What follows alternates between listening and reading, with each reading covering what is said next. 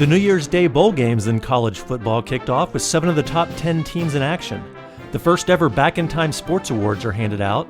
The NFL playoffs culminated in a Super Bowl matchup in New Orleans with a wild card team making a surprise run, and much more in the January 1981 edition of Back in Time Sports. The divisional round of the NFL playoffs took place on the first weekend in January, with Philadelphia hosting Minnesota in the first game. This is the 13th year out of the last 15 that Minnesota has made the playoffs, including 4 Super Bowl appearances, but the Vikings are still looking for their first NFL championship. The Vikings scored the first 14 points and led by a touchdown at halftime, but the Eagles forced 7 turnovers in the second half and took control, winning by a score of 31-16. In the second game of the day, Buffalo went to San Diego to take on the Chargers, and again the visiting team had a lead at halftime. The Bills' lead would hold until 2 minutes left in the game when Dan Fouts connected with Ron Smith for a 50-yard game-winning touchdown. It was San Diego's first playoff win since 1963, and their first as an NFL team. Oakland traveled to Cleveland to take on the Browns with a game-time temperature well below freezing. The weather didn't affect attendance as over 78,000 showed up for the Browns' first playoff game in 8 years. The game was a defensive struggle throughout, with Cleveland driving to Oakland's 13-yard line down 14-12 with 49 seconds left. The Browns called the play Red Right 88, but Raiders defensive back Mike Davis cut in front of Ozzie Newsome to intercept the pass and seal the victory for Oakland. In the final game of the divisional round, Atlanta hosted Dallas and jumped out to a 24-10 lead by the third quarter, but the Cowboys scored 20 fourth-quarter points to win the game 30-27. It was the second playoff appearance in Falcons history, with both ending in losses to the Cowboys. The conference championships began in Philadelphia with NFC East foe Dallas coming to town. The Cowboys were the highest-scoring offense in the NFL during the regular season, and the Eagles were the leading defense in the NFL. In the end, defense prevailed as Philadelphia held Dallas to 7 points and leaned on Wilbert Montgomery in the running game to win 20-7 to advance to their first Super Bowl. The Eagles elected to wear their road white jerseys to force Dallas to wear blue jerseys as they were considered a jinx for the Cowboys in the playoffs. The AFC Conference Championship had Oakland traveling south to San Diego in an attempt to be the second wildcard team to make it to the Super Bowl.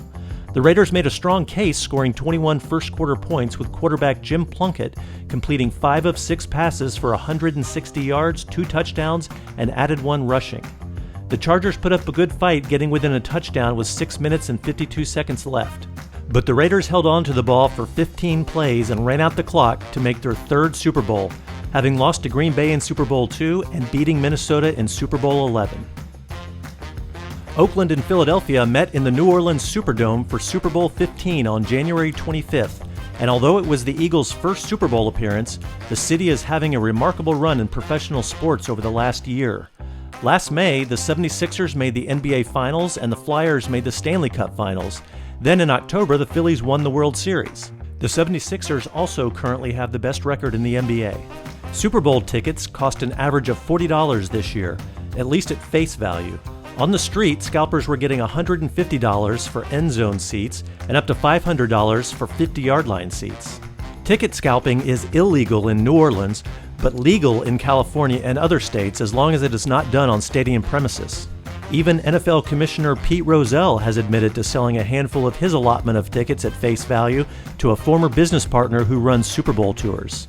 The Eagles were 3-point favorites heading into the game, but by the end of the first quarter, the upset-minded Raiders held a 14-0 lead on 2 Jim Plunkett touchdown passes, the second being an 80-yard touchdown by Kenny King. Philadelphia's defense led the NFL in points allowed during the regular season, but it was the Raiders' defense that was on display, forcing 4 turnovers with 3 interceptions by linebacker Rod Martin. Martin was a 12th-round draft pick by the Raiders 4 years ago and only had 2 interceptions in 33 career starts coming into the game. The 3 interceptions by Martin was one of several Super Bowl records, along with the 80-yard reception by King, 38 passing attempts by Ron Jaworski, the highest passer rating by Jim Plunkett, and the Raiders' offense was the first with no turnovers. The cost of a 30-second television commercial was also a record, increasing from $222,000 last year to $275,000 this year. A fan favorite was Coca-Cola's Hey Kid, Catch ad featuring Mean Joe Green, which played again for the 3rd Super Bowl in a row.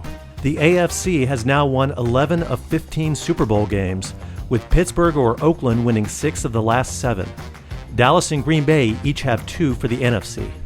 The New York Times released an all-time Super Bowl team, and of the 26 players, 8 were from the Steelers. But one Steeler that was absent was Terry Bradshaw. Despite winning 4 games, Bradshaw was ranked second behind Joe Namath at quarterback because of the impact that Super Bowl III had on the NFL's popularity after the merger with the AFL, with Namath leading the Jets to a win as 19.5-point underdogs. NFL salaries for the 1980 season averaged $78,657, which was a 14% increase over the previous year. The average team payroll was $4.3 million, and the highest paid player is believed to be Walter Payton at $500,000, about $75,000 more than the next highest paid player, quarterback Bob Greasy. Rookie Johnny Lamb Jones of the Jets is the top receiver at $264,000. Quarterbacks increased their share of the payroll over the last year, averaging over $131,000. Defensive linemen were next on the list at over $85,000 on average. $22,000 was the minimum salary in the league. The average salary in the Canadian Football League was $35,361 Canadian dollars, which is just over $30,000 US dollars. In coaching news, Joe Gibbs was hired as Washington's new head coach, replacing Jack Pardee, who had 3 straight third-place finishes in the NFC East. Gibbs has been the offensive coordinator for San Diego the last 2 years, with the Chargers a top 5 scoring offense in the NFL both years. The college football season wrapped up with 4 New Year's Day bowl games and 1 game the following day. Georgia finished the regular season as the only undefeated team at 11-0, with 1 loss Florida State and Pittsburgh the only other teams having a shot at the national title. Pittsburgh had already won the Gator Bowl by a large margin. Florida State matched up against Oklahoma in the Orange Bowl, and Georgia faced Notre Dame in the Sugar Bowl. The first bowl up was the Cotton Bowl, with number 9 Alabama against number 6 Baylor. The Crimson Tide easily covered the 3.5-point spread, scoring in every quarter, forcing 7 turnovers and winning 30-2. Alabama coach Bear Bryant took his team to a bowl game for the 22nd straight year and has now won 6 in a row. Despite the loss, Baylor finished with 10 wins for the first time in program history, thanks to an outstanding defense led by linebacker Mike Singletary. Next up was the Sugar Bowl, and a win by Georgia would clinch their first national championship as the top team in the AP poll. Georgia began playing football in 1892, and Notre Dame began in 1887, but surprisingly, this was the first ever matchup between the teams. Georgia got out to a 17-3 lead at halftime, with President Jimmy Carter in attendance. The Irish scored a third-quarter touchdown to cut the lead to 7, but that was the end of the scoring, with the Bulldogs closing out a perfect season. The final statistics were somewhat misleading, with Notre Dame outgaining Georgia 328 yards to 127, but the Bulldogs won the turnover battle 4-0. The Rose Bowl drew over 100,000 in attendance as Michigan beat Washington 23-6. Wolverines coach Bo Schembechler had lost 7 straight bowl games before beating the Huskies, and it was Michigan's first bowl win in 16 years. The game was broadcast on NBC with announcers Dick Enberg and Merlin Olsen, who were also in the booth for the Super Bowl. The Orange Bowl was the primetime game, also on NBC, with Florida State holding a 7-3 lead over Oklahoma at halftime. In the Sooners' 4th consecutive Orange Bowl appearance, quarterback J.C. Watts led a touchdown drive that might have tied the game at 17 with 1:33 left to play, but the Sooners elected to go for 2 points. They converted to take a 1-point lead, which they would hold for the win, after a 62-yard field goal by the Seminoles failed. In an anticlimactic final bowl game, Miami beat the Virginia Tech Gobblers 20-10 in the Peach Bowl.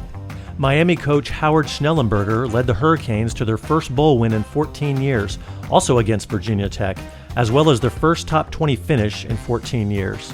Virginia Tech coach Bill Dooley, who is the brother of the national champion Georgia Bulldogs coach Vince Dooley, took Virginia Tech to the 4th bowl game in program history, but the Gobblers are still looking for their first win.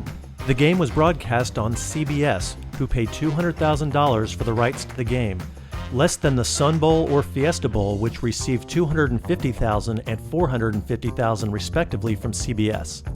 NBC paid $4.1 million for the Rose Bowl. The Peach Bowl officials notified CBS they will shop their game elsewhere without a bigger payout. This year, Georgia was the nearly unanimous national champion of college football, finishing as the only undefeated team in the AP and coaches poll. But even in those polls, Pittsburgh, Michigan, and Florida State got a few first-place votes. Bulldogs coach Vince Dooley is confident his team earned the national championship, but thinks a playoff system would be better. Dooley was in Miami attending a meeting of coaches and commented that he preferred at least 4 teams in a playoff, but conceded that a one-game playoff after the Bowls and a week before the Super Bowl would be the most practical right now. Quote, "I've been in favor of a 4-team playoff, but that's impossible because of the overwhelming lobbying by the Bowls. The Bowls are going to defeat you. The Bowls are too strong now and coaches don't want to go against them and make them mad. The only practical thing is a 2-team, 1-game playoff. You just have to come up with the 2 teams somehow." End quote. Dooley has coached the Bulldogs for 17 years and is already in the Georgia Sports Hall of Fame, but added a number of awards this year. He was voted Coach of the Year by the American Football Coaches Association, Football Writers Association of America, Sporting News, and the Walter Camp Football Foundation. The most decorated player this year was defensive end Hugh Green of Pittsburgh, who won the Maxwell Award, Vince Lombardi Award, and Walter Camp Player of the Year. Green was close to becoming the first defensive player to win the Heisman Trophy, coming in second place to South Carolina running back George Rogers. Freshman Herschel Walker finished in third place. Rogers, Green, and Walker were also all unanimously selected as consensus first-team All-Americans, along with quarterback Mark Herman and tight end Dave Young of Purdue, wide receiver Ken Marjoram of Stanford, offensive lineman Mark May of Pittsburgh and John Scully of Notre Dame, defensive end E.J. Jr. of Alabama, linebackers Mike Singletary of Baylor and Lawrence Taylor of North Carolina, and defensive backs Kenny Easley of UCLA and Ronnie Lott of USC. During the NCAA's annual convention in January, a controversial proposal to limit athletic scholarships to be based solely on need was voted down. The major college football programs were aligned against the proposal, while many smaller Division I colleges were in favor of it as a cost-saving method. The Big Ten Conference attempted to implement a similar provision in the late 50s and ran into many problems including slush funds, difficulty in administration, and widespread abuses. One former Big Ten coach said that his school had 82 players on needs scholarships and cheated on all 82. The major college teams did lose a battle to allow a 9th full-time assistant coach, and in-person off-campus recruiting was limited to December, January, and February, although the number of times a coach may visit a prospect was doubled to 6. Currently, there are 142 members in the NCAA's Division 1A, and there seems to be a growing divide between the teams with big athletic budgets and those with more constrained budgets. The NBA season passed the halfway mark in January, and at the end of the month, the top 2 teams were not only in the same conference, but also in the same division. Philadelphia and Boston had the best records, followed by Milwaukee, with last year's champions the Los Angeles Lakers 3.5 games behind Phoenix. The worst record in the league belongs to the expansion Dallas Mavericks, who have yet to reach 10 wins. It didn't help that their first-round draft pick from last year, Kiki Vandeweghe, refused to play for Dallas, and the Mavericks traded Vandeweghe to the Nuggets in December for a first-round pick in the draft this May. The All-Star Game rosters were set for the February 1st game in Cleveland, with Julius Erving receiving the most fan votes and Kareem Abdul-Jabbar the second most. The Eastern Conference starters joining Erving are Dan Roundfield and Eddie Johnson from the Hawks, and Artis Gilmore and Reggie Theus from the Bulls. The Hawks almost had 3 starters, with Tree Rollins finishing just behind Gilmore in the voting. Boston had 3 players selected as reserves: Larry Bird, Nate Archibald, and Robert Parrish.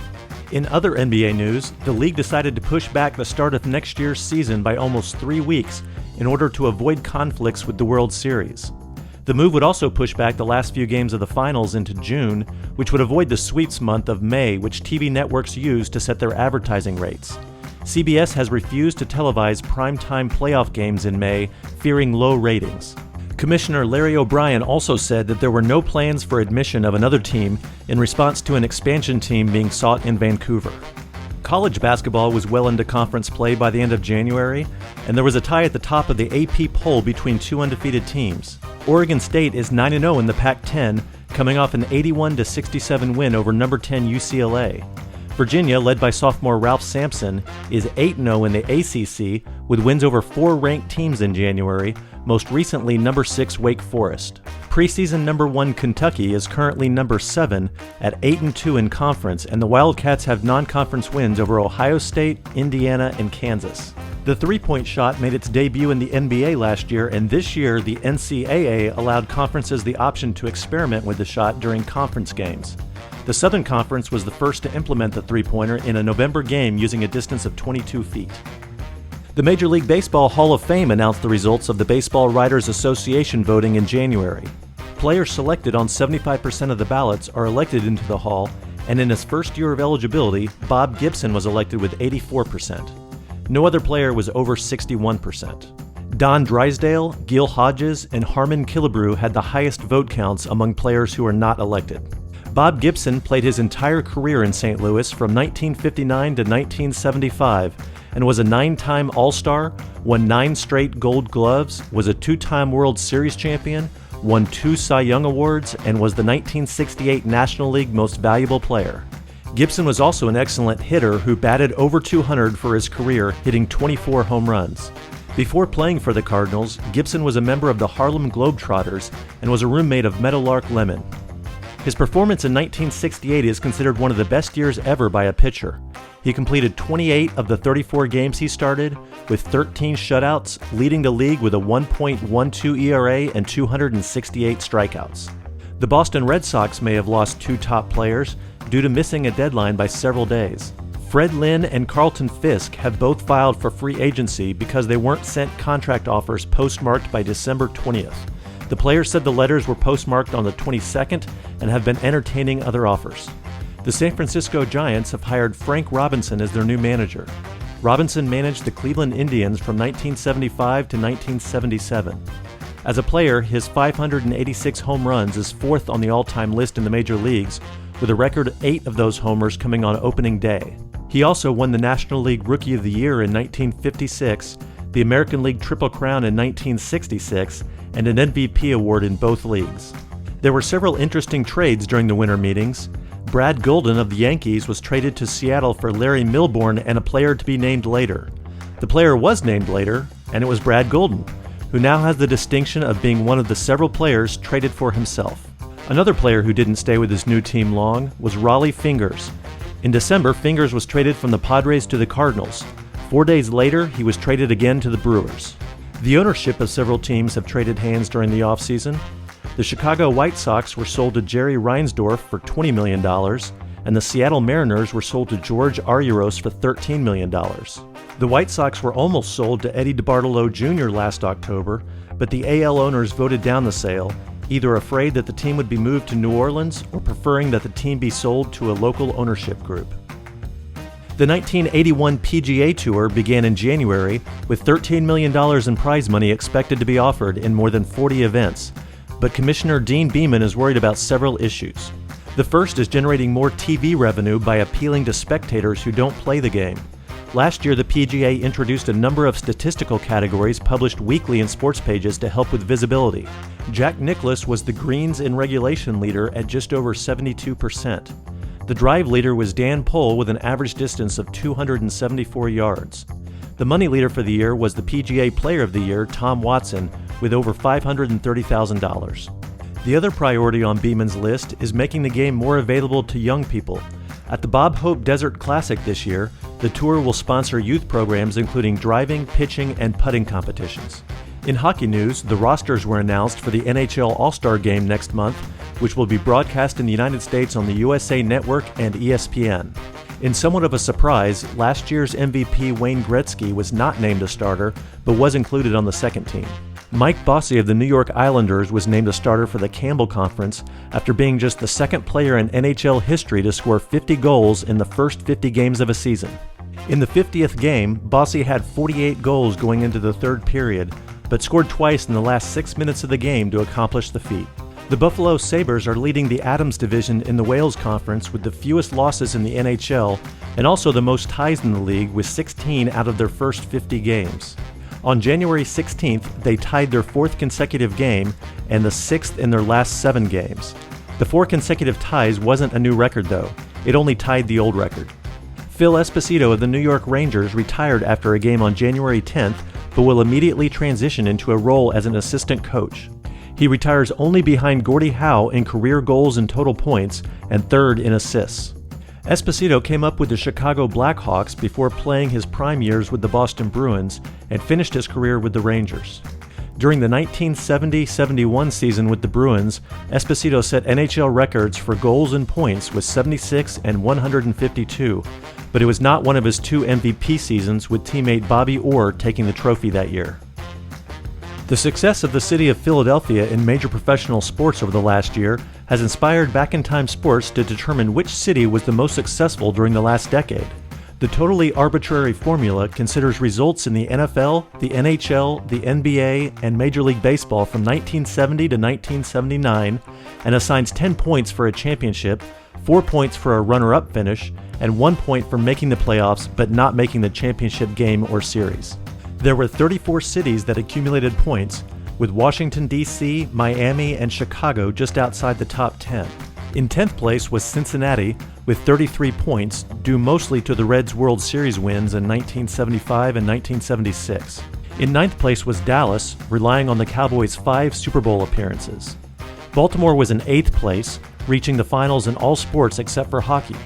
Philadelphia may have a good start on the 80s, but they're in 7th place over the last decade, heavily leaning on the Flyers' results. Number 6 was Los Angeles, with Anaheim included, which had 7 World Series, Super Bowl, and NBA Finals appearances, but with the only championship won by the Lakers in 1972.